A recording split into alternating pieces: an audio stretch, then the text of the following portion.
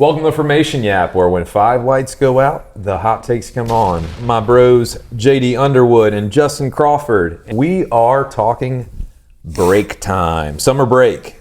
So what does that actually mean? It means nobody's at work until August 12th. They're not allowed to. Yeah, not allowed. And that is what our European counterparts call holiday. So we don't get that luxury here. We just have to use all of our paid time off. Yeah, right. Capitalism! At one time. Dude, America. But anyway, yeah, so we're not working for the next 2.5 weeks. They're not working. We're still working. Yeah, of course. We're still getting together. Of course, yeah, we have to. But so teams, all mechanics, all engineers, everybody at the home base, they won't be at work until August 11th, 12th, something like that. So we know because we tried to contact them and they said no. So we're gonna see some action around the 12th or so. But just because you're not working, and that's the thing, you can't be at work. Your engineers, your mechanics can't be at work. But as we saw, Max Verstappen, Toto Wolff on a boat together, you can't stop people from being people, and people like Toto Wolff are going to do what they're going to do. And so speaking of that, do you think that was Max runs Mercedes in his GT3 class, they're buddies, you think they were vacationing together, or was there a contract being signed? An ulterior motive. A contract being signed behind closed doors? I don't know about all that. Honestly, I think that, to my understanding, that they've vacationed before. It's just a point for silly season rumors just to go rampant, Extra fodder. Well, I mean, that's what I was about to say. Marco and Kimi were there as well. Do you think that Max was just there? I said a contract was signed. I didn't say that it was Max racing for Mercedes. It could have just been Kimi's adoption papers. but being said, you can't stop people from being people. You can't stop communications. Adrian Newey, I'm sure, has had 15 ideas that he's written down since the summer break, but he just can't share them with his counterparts. That's right. But people are It can't be on paper. Minds are still moving, right? Yeah. Oh, he's got it on his computer. He just can't send. He's got the email draft. He just can't click send, right?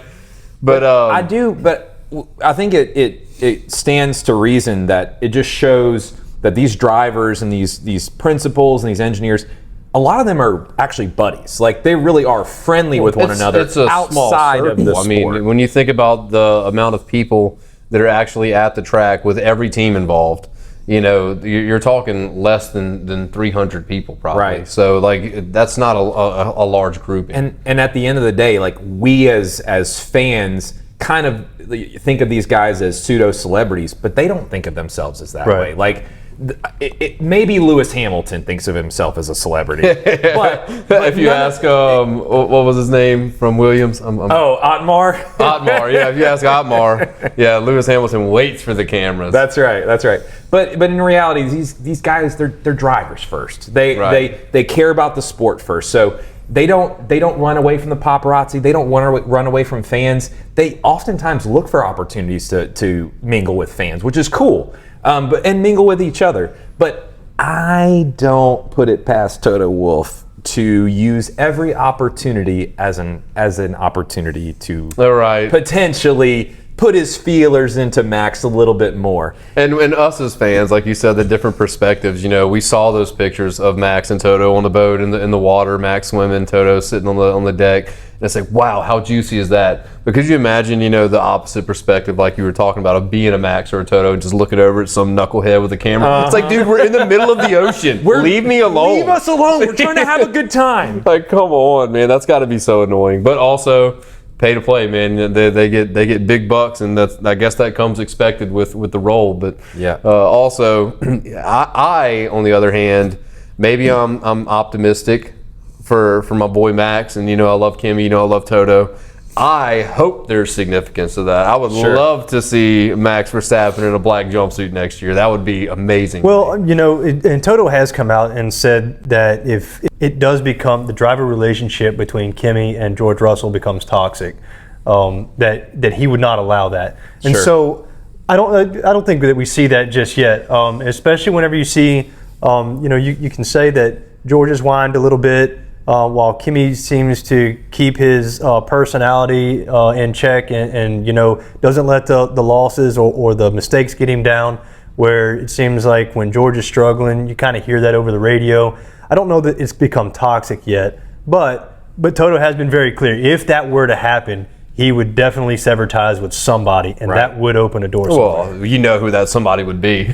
Sure. But he's got the opportunity. But I wanted to say, too, just because George may be signed for 27 doesn't mean a lick for 28. I mean, they could be discussing of course, future plans, future contracts. Because and that's a whole other thing too, and I'm gonna take George's side here, and I, again, this is gonna sound cliche. Actions speak louder than words, because I'm gonna use an example of words. But what I'm saying is, George Russell, he doesn't get the love. The Mercedes press, whenever they release pictures from a race weekend, they'll release 15 pictures, 13 are of Kimi, 2 have George in them, but they also have Kimi in them. That kind of thing. Bahrain happened, and Toto comes out and he says, happy for Lewis, it really sucks for Kimi. Doesn't even mention George's second place podium, right? Those kind of things just tell me that Toto's washed his hands of George already. And he's looking to the future. And if you have made that decision as Toto Wolff, if you have made the decision that you're done with George Russell, your mind immediately goes to the future. And on the flip side with Russell too, anytime that, we're all human, and if we feel like we're not being respected or loved or whatever, ultimately that's going to cause a separation. It's going to cause a division in that relationship, whether it be temporary or long term. Right. It just doesn't feel good. Well, and that being said, everybody's, in my silly season crazy prediction, my hot take, I will say right now, the rumor is Max is going to Mercedes, Max is going to McLaren, Max. What if it's the domino? Yeah. What if we see because everybody knows Oscar's unhappy at McLaren. What if the first move? What if George is proactive in this situation? What if George signs with McLaren?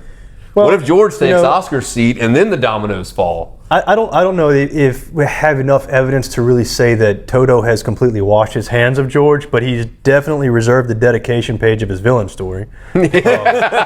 Good point.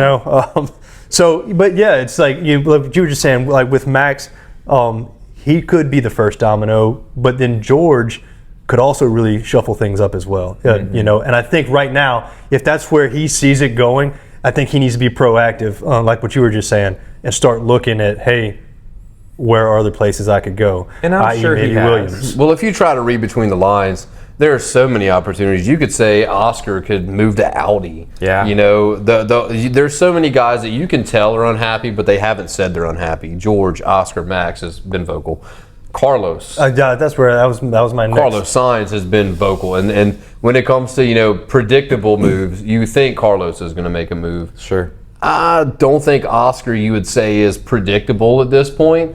But if one of those two, if I heard the breaking news tomorrow, I'd be like, oh, okay. But if George signed a new deal, or if Max signs a new deal, or Oscar signs a deal, all those are expected. Oscar and George, I would say, would kind of catch me out of left field. Mm-hmm. I agree. On the topic of drivers that could make a move, let's talk about Carlos. Yeah, absolutely. What did you want to bring up about Carlos? Yeah, just before the podcast, we were talking about it, and I think Carlos is gone. I think he's just had his frustration. I think with James Vowles, and we heard him earlier. He likes to be the master of transparency, right? And look, and that's awesome. And I think everybody enjoys transparency. Good trait. But you know what? He sold himself to Williams, and then he has sold his story short, right? And so now he's trying to save that short story with transparency, but ultimately, right, the snake oil salesman with a transparency background. Yeah, how much transparency do we get out of James Vowles before that time runs out? Mm-hmm. Where is the end game there? And how long is the leash? Exactly, and it only gets you so far. It really does. Well, I love I love me some James Vowles, but at the same time, transparency is wonderful. We all love that.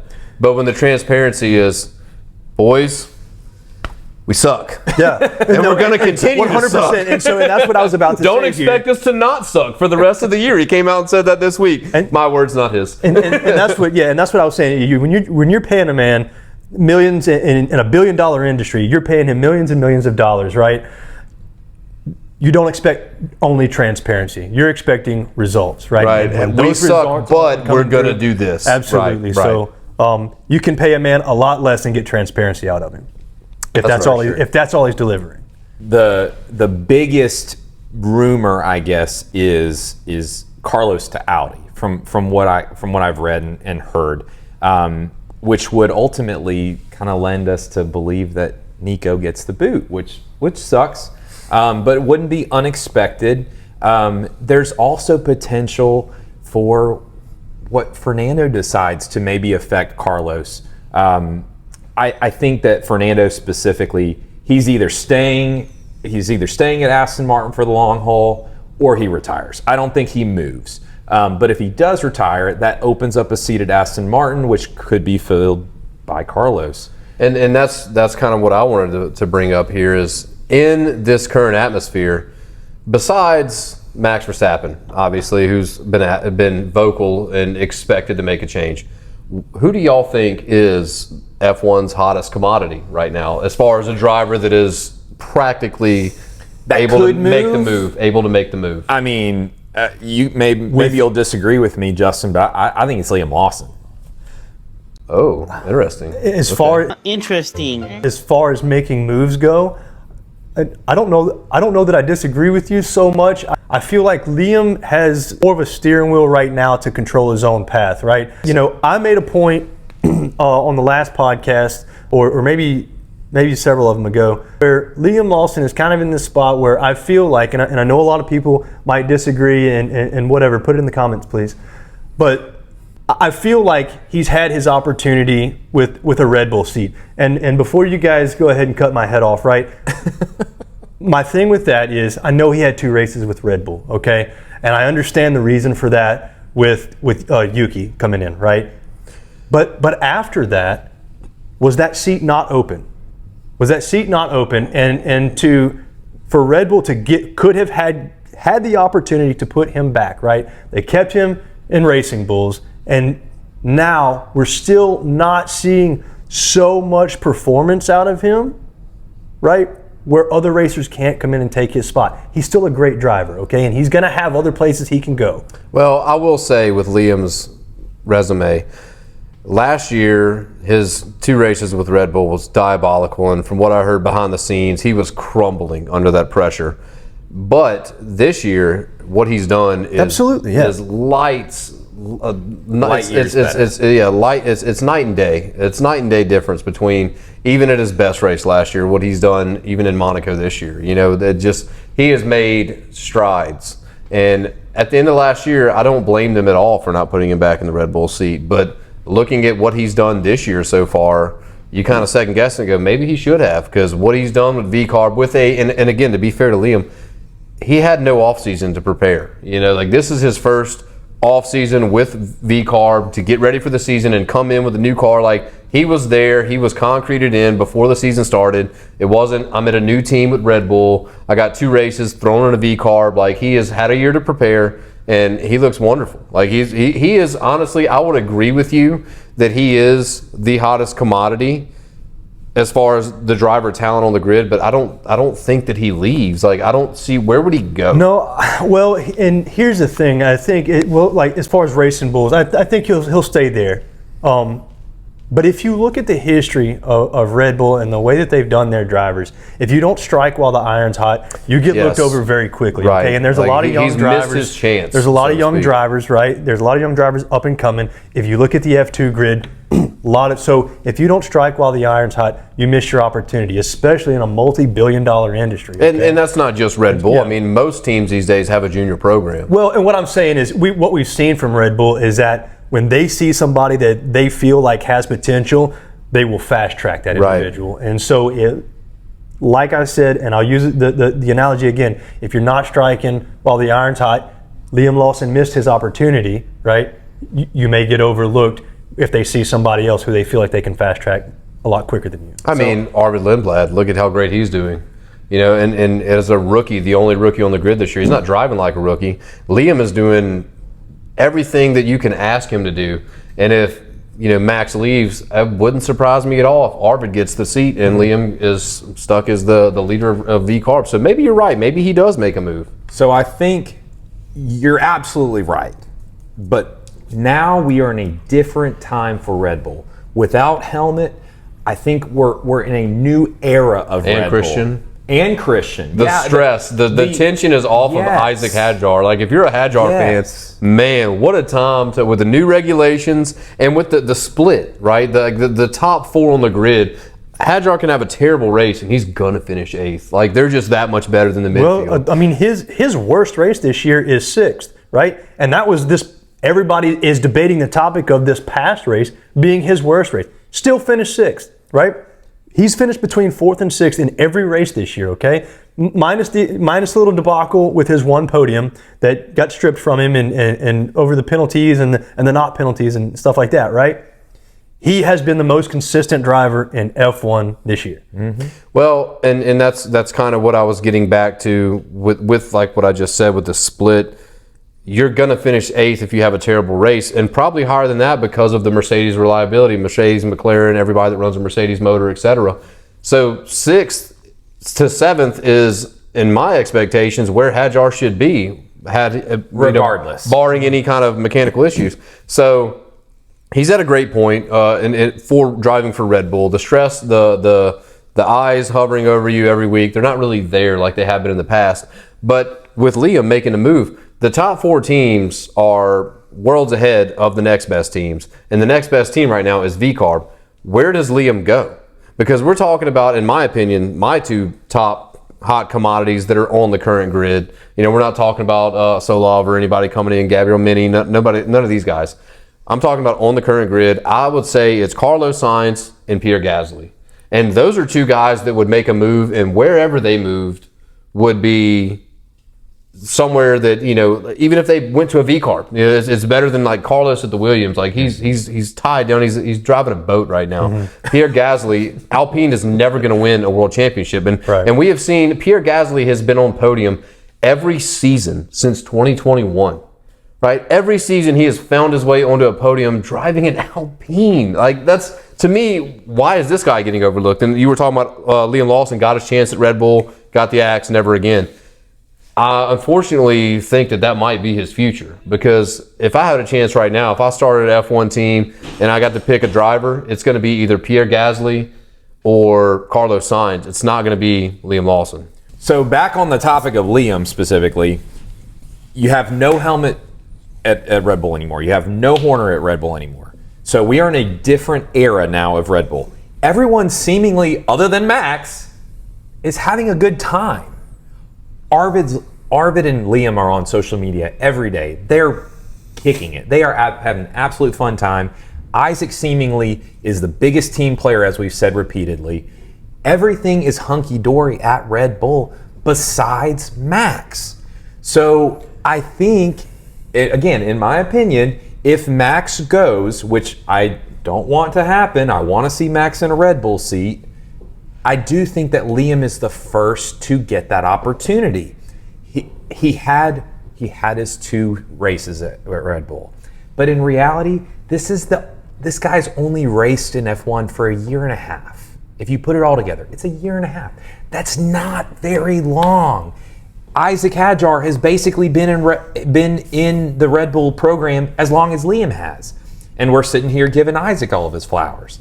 So all that being said, I think Liam has the opportunity, but if they don't, if they choose to move on from Liam Lawson, then he's going to be fielding calls left and right. Yep. And the rumor is that he has already been fielding calls with Williams, with Audi, with Aston Martin, with Alpine. He's going to land somewhere, and he's going to potentially have the opportunity to earn a number 1 seat somewhere at some point, if it's not in Red Bull. And I think he should. I think he should, because I don't believe what you just said about everything being great at Red Bull. I think everybody that is important has already jumped ship.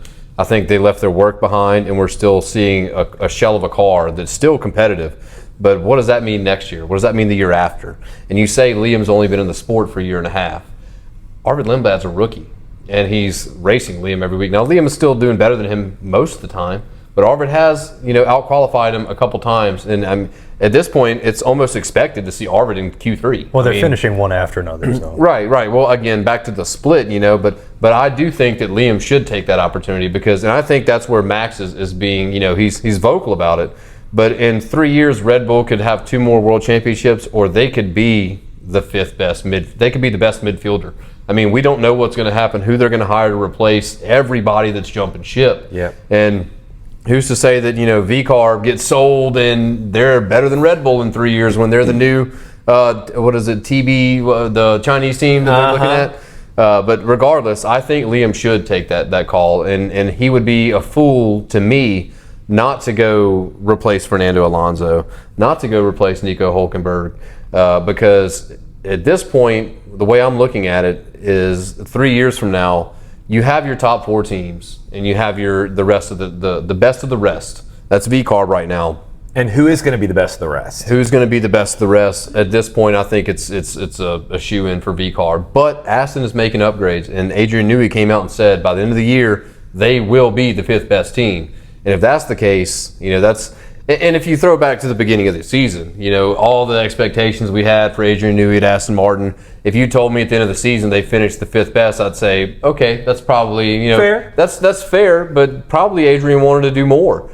And now we're at the season where we're like, if they can do that, that's a feat. And it's a miracle at this point. I mean, that car looked pretty good last week. But besides that, I think Audi is making progress. Audi's car looks great. Their motor, if they can figure that out, in 2 or 3 years, I think from where we have the big 4 now, Alpine's never going to win a world championship, not in my lifetime, unless Gucci brings in more bags of money than they said they were. Williams, I mean, I would love to say James Vowles, and I had such high expectations this year. It's not going to happen. The only 2 teams that might make it a big 5 and not a big 4, potentially, I'm saying it's either Aston Martin or Audi. And if you want to invest in the future, this is the perfect situation for Carlos Sainz 2 years ago. This is what James Vowles sold him 2 years ago. And I think that, go be the number 1 driver for an Audi before they are great, and then they go try to get a Max Verstappen, right? Audi looks like Williams said they were going to do. Right. And they're, I would say James Vowles even promised more. Yeah. I think VCarb looks like what James Vowles told us that Williams was going to be. Sure. But being said, I think that Audi and Aston Martin are the 2 teams that are going to that have the potential to be a competitor in the next 2 or 3 years, and to be the number 1 driver there. In my opinion, that is the best opportunity for a Carlos, for a Pierre, for a Liam Lawson. While we're on the topic of engines, I think we would be remiss not to bring up the Aduo results and how that could play out. Yeah. So Aduo is this rating system that was developed in 2025, essentially to tell who has the best engine. The ironic part of it is that we have this new system with a new regulation, but they only took up half of the engine. They used the ICE component only to decide who has the best engine in a car with 50-50 split. Well, how does that make sense? Technically, if you're testing the motor or the engine, as you call it, it's correct. But as far as the power unit, that's where they're not testing the complete battery setup. But I get where they're in theory on paper. Your battery is going to be regen. It's going to charge off of your ICE motor, so it really doesn't matter if you have a strong motor. You're going to charge your battery quicker, etc. But as we've seen, these teams, these F1 guys, some battery packs are better than others. Well, and the whole idea was to give the teams that are falling even behind the playing field, right? An opportunity. Right. And it did the opposite, unfortunately. So you have teams like Red Bull who seemingly have the best ICE engine with tons of battery problems, tons of power unit problems. They get screwed, to be perfectly frank. And I told you before the podcast I was going to do this. I'll play the devil's advocate here. I will, because when you look at the big four and then the midfield, okay, they're the total opposites. So you have Red Bull was number 1, number 2 was Ferrari, and number 3 was Mercedes, or do I have those mixed up? No, it was Red Bull, Mercedes, Ferrari, Honda, and Audi. So Red Bull's the first. That's power units. You can have as much horsepower as you want if your car's not good. Mm-hmm. Okay. Ferrari has notoriously been known to have the best car. Maybe not the best motor power unit, but the best car. Mm-hmm. So you see Ferrari up there competing. At the beginning of the year, you saw Haas up there competing. And V-Carb in the midfield is worlds ahead of everybody else. But then you see a Ferrari-powered Haas, and then you see a Mercedes-powered Alpine, and V-Carb is running away with it. Now that they've got the car there, you can tell they have more horsepower. Red Bull's chassis is not where Ferrari's is. It's not where Mercedes is. Now, do I really think the Mercedes power unit makes more power? Absolutely. Absolutely. But I don't think that it's as extreme as you look at it and say, oh, well, Red Bull got screwed. Because in the midfield, they're proving that they didn't. Right? That Ford engine in the V-Carb is proven that it is the best of the rest. Sure. And when you look at Haas with a second or the third best motor, Ferrari, they're not developing their car. They don't have any money. But here's the flip side. Here's the flip side of that argument. V-Carb has Red Bull backing. V-Carb is Red Bull's junior team. So they have a lot of the same chassis as Red Bull. So it would only make sense that if Red Bull is slightly competitive, that V-Carb would also be dominant in the midfield. Correct. Right. If they have a somewhat top 4 chassis mixed with the best power unit, of course they're going to finish. So the deal with Aduo is that Red Bull gets no free engine upgrades. Mercedes, the best team by points, gets at least 1 upgrade over the course of 20. Air quotes. They are the best team. I'm air quoting because they're the best, but they're not the best. Yeah, like Aduo says they're not the best, but they are the best. The second best motor. The second best motor. So they get 1 free engine upgrade in 26 or 27. Ferrari gets 2. And chances are in Monza, they're bringing an entire engine upgrade for free. And that was the rumor that at the last race before summer break in Hungary was that they went to a more reserved tune in the motor after Shaw blew up in practice. So that's why we didn't see the competitiveness that they had on Friday, on Sunday. And you know what? Who knows? Maybe that was some data gaining, and I don't think they would sacrifice a Grand Prix for it. No. But I would say that they may have dialed it back a little bit just to make sure that it didn't happen again. Right, but because of that Aduo result, they kept that in their back pocket as to not use it, so they can use it in the future. They can use 1 this year, 1 next year. But from everything that we read, Mercedes is not likely going to use their Aduo credit this year. They'll probably take the grid penalty. Some people think that Kimi's going to take the grid penalty in Monza at his home race because it's an opportunity to have lots of passing. Well, I think they will. By the end of the season, I think they will change. You think they'll take the credit? I think they will, because next year's regulations are still so far up in the air. That's true. And with the motor, like, I would hate to see him. I think Toto's thinking the same as me, and like, don't just burn it. They might say, oh, well, everybody gets a brand new motor. We're going to do a Duo again, and we're going to see that. Because in theory, if they do a Duo every year, you might end up with Aston Martin having 14 credits. They got a new motor every week, trying some things. But anyway, we'll see. We'll see what happens. Maybe he decides, like you're saying, use now rather than later. While we have the opportunity, let's use it now, and we'll see. That being said, I think Aston Martin is well on their way to doing what they said they were going to do and being that 5th best team. And with that, does that keep Fernando in the seat another year, or is he done? And who fills that seat? I think you'll see, obviously within the next couple races after we get back from the summer break and you see this stuff, they're already, as far as just the chassis goes in, and you were talking about upgrades, they're already 33 pounds underweight, so that way they can adjust weight where they need to. For when you see more performance out of it, and I think it's a no-brainer, you will.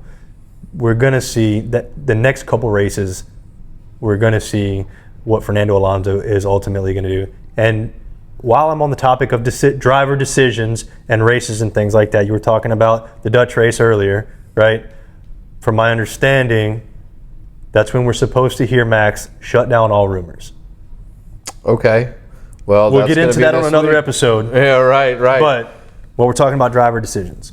And again, back to the Aston Martin. What I wanted to close with there was what they're prepared to bring. Adrian's bringing another package of upgrades with their motor. I think that's really gonna solidify Aston Martin's place on the grid. It's gonna either bring up a lot more questions for that team and who's gonna do what with that team. Adrian Newey's either off the hot seat or he's right back on it.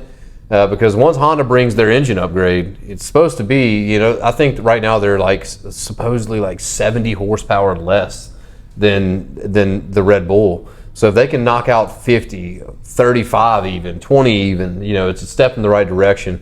And maybe that helps Fernando make a decision. Maybe the chassis gets better. I think, like you said, they're underweight and they're waiting to see what the motor does, see where they need to throw that weight. But that's a great thing to have. Williams hasn't been underweight in a year. James Vowles wishes he had that problem.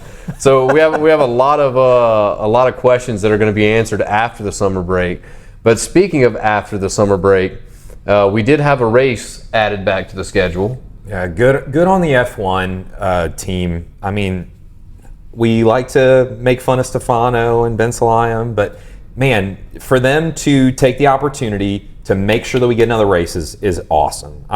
Give him credit. You can give him credit. I didn't like what Stefano's interview said last week. He really insulted F1 fans. But continue. We're talking about obviously the Bahrain Grand Prix in Malaysia. Of Malaysia. Yeah. So basically, what that means is I'm drawing a blank. What that means is all of the sponsorships for Bahrain get to stay in Malaysia. So it's going to be the Bahrain Grand Prix at Sepang, Malaysia. Right. It's just like what we talked about with Barcelona. It's not the Spanish Grand Prix. That comes later. So at the Madrid ring. So it's just political. It's just a name. The Bahrain Grand Prix is actually, to me, pretty silly. But it is what it is. The meat and potatoes of this is we get to see another race at a track we haven't raced at in almost 10 years. Yeah, 2017. So of the 22 drivers on the grid, only 9 have raced there before. And the drivers that have raced there before seemingly do like the track. It's designed by the same guy that's designed Coda and some others. Herman Tilke. Yeah, he was a German racer, right? He's been not in a Formula One grid, but he has been in some other tour grids. On the other side of the world here, has designed several circuit tracks, and that's what he's famously known for. And so that's Herman Tilke. But as far as the Malaysia track, obviously every week after we come back from the break, you'll hear me talk about, give more details on the track, the history of it, and things like that. Yeah, so it's a really cool track. It's similarly wide like Coda is. It could make for some great racing, or we could see a lot of that same deployment and harvesting issues. But we'll see. But all that being said, it could be a great race. Glad to see F1 make it happen. Yeah, absolutely. And it may, and if they do well, if they get a lot of butts and seats, we may see it come back to the grid. Because it's definitely a great test bed, and like you said, great on F1 for bringing it back. And if you're wondering why it's the Bahrain Grand Prix of Malaysia, they canceled Bahrain. So that brings me to my next question, or next topic I want to talk about. So F1 has already came out and said that next year there will be 24 races, no matter what happens, and we start the year with the Middle East Tour.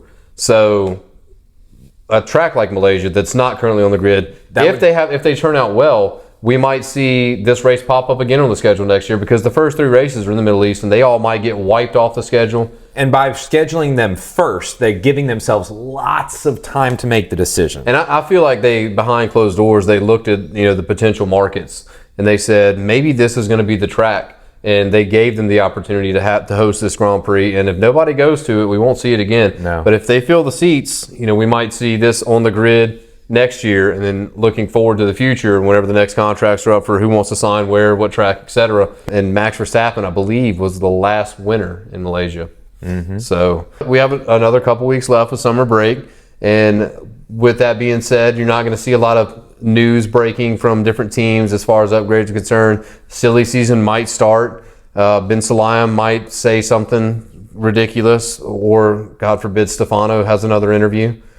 Well, he might wake up and realize that there is an ongoing war that's been in the Middle East for over 2 decades now. Yeah. Maybe it's not so awesome to have those races scheduled first, and maybe we should start coming up with a contingency plan almost immediately, right?